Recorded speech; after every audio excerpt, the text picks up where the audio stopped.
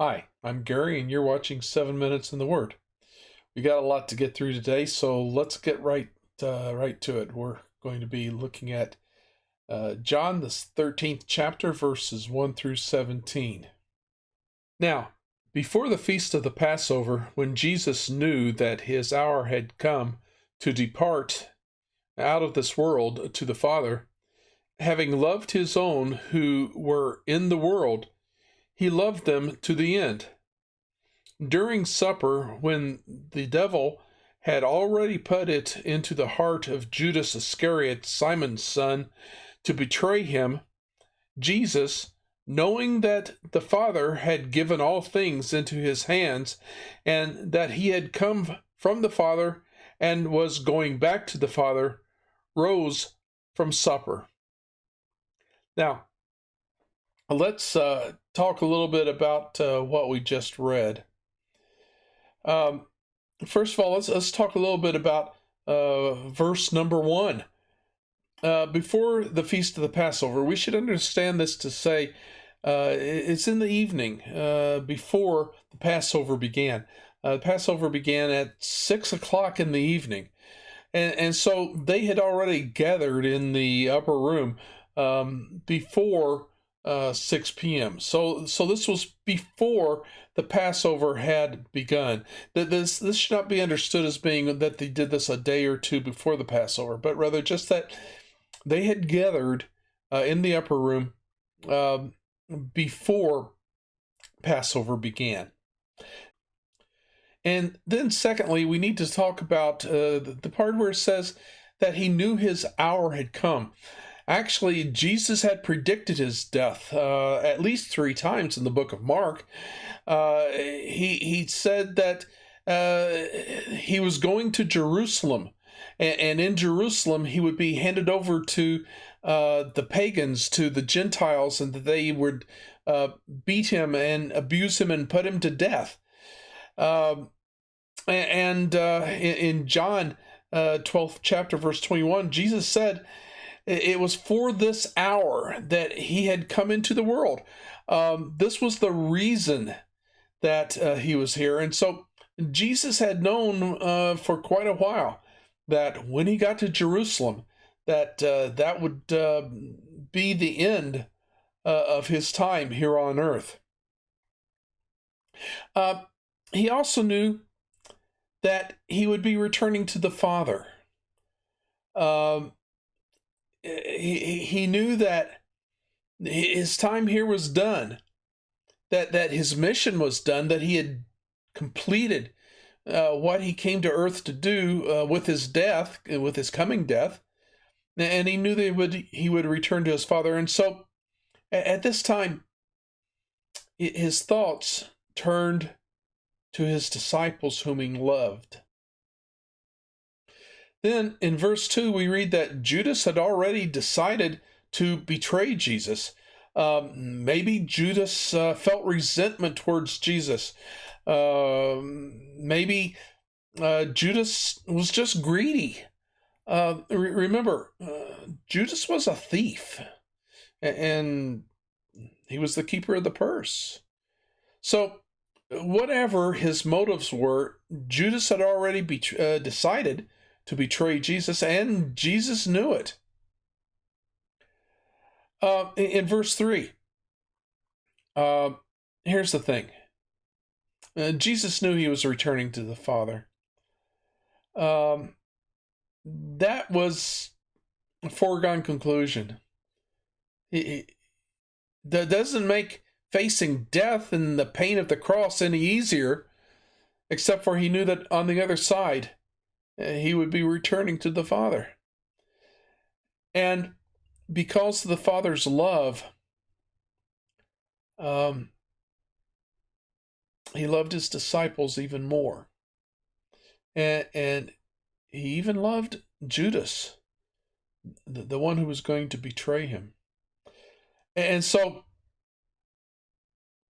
as they were gathering for the meal, Jesus got up, and he did something very amazing. Continuing in verse 4. He rose from supper. He laid aside his outer garments, and taking a towel, tied it around his waist. Then he poured water into a basin and began to wash the disciples' feet and to wipe them with the towel that was wrapped around him. This is just simply amazing because, you see, Jesus was the master.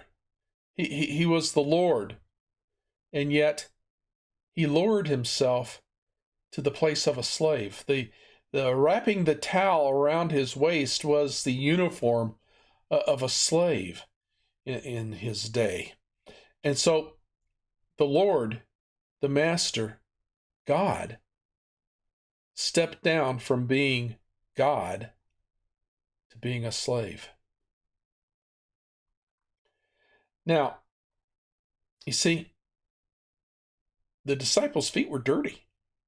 Now, they had done their ceremonial washing, but still, they had walked in the street afterwards and their feet were dirty. But none of the disciples were about to take on the position of a slave.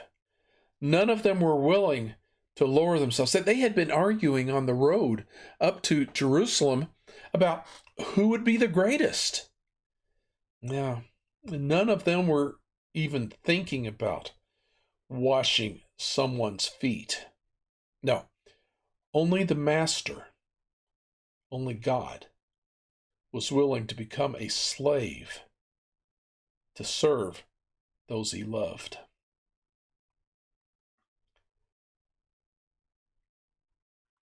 Returning to verse 6. He came to Simon Peter, who said to him, Lord, do you wash my feet? And Jesus answered him, What I am doing you do not understand now, but afterwards you will understand. And Peter said to him, You shall never wash my feet. And Jesus answered him, If I do not wash your feet, you have no share with me. And Simon Peter said to him, Lord, not my feet only, but also my hands and my head. And Jesus said to him, The one who has bathed does not need to wash except for his feet, but is completely clean. And you are clean, but not every one of you. For he knew who was to betray him. That was why he said, Not all of you are clean. Now, let's back up to verse 6. Peter recognized that the Master should not be washing his feet. We can see that Peter actually had good intentions in his refusal. He understood that the Lord was way too high and should not be washing his feet. Peter had a way of putting his foot in his mouth, but all while having good intentions. You really got to feel for Peter sometimes.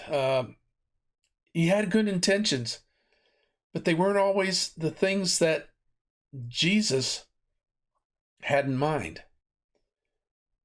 So here in John, the 13th chapter, Jesus explains to Peter, you don't know what I'm doing for you right now, but you will later. In fact, later is just in a few verses, in verses 12 through 17. And Jesus also told Peter, you got to yield to your master. I'm your master. If you don't let me do for you what I am going to do, then you have no part in me. I think that there's a lesson here for us, that we need to yield to the Master and let him do in our lives the things that he wants to do. Well, let's skip ahead to verse 12. When he had washed their feet and put on his outer garments and resumed his place, he said to them, "Do you understand what I have done to you? You call me teacher and Lord, and you are right, for so I am. If I then, your Lord and teacher, have washed your feet, you also ought to wash one another's feet. For I have given you an example that you also should do just as I have done to you. And truly, truly, I say to you, a servant is not greater than his master, nor is a messenger greater than the one who sent him. If you know these things, blessed are you if you do them." Back to verse 12, and I think this is very important. Jesus once again resumed his place. He resumed his rightful place as Lord and Master, as he was soon to do, resuming his place in heaven, sitting beside the Father. This is a very, very, very important verse, and we must see that Jesus stooped to be a slave, but all the time he was our Lord and Master. And being our Lord and Master, we need to understand that we're not better than him. We're not greater than him. We're not greater than the teacher. If Jesus, our Lord and Master, will wash our feet, then we need to humble ourselves to be servants, even slaves, to those around us. And not just those who love us, and not just those who are good to us, because Jesus washed Judas' feet. We need to understand that Jesus calls us to be servants to all, not just those we love. We will take up next week with verse 18. But let's leave this lesson understanding that if we are to be like our Master, be like our Lord, be like our teacher, we need to be like him and love others as he loved us. Thank you for joining me. I hope you will return and be with me the next time for the next 7 minutes in the Word.